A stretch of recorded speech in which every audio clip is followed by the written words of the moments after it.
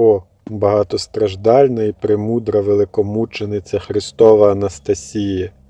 Ти душею на небесах біля престолу Господнього перебуваєш, а на землі даною тобі благодаттю різні зцілення здійснюєш.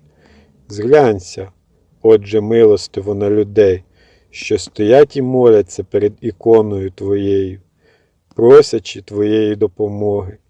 Вознеси до Господа святі Твої молитви за нас і виблагай нам прощення гріхів наших.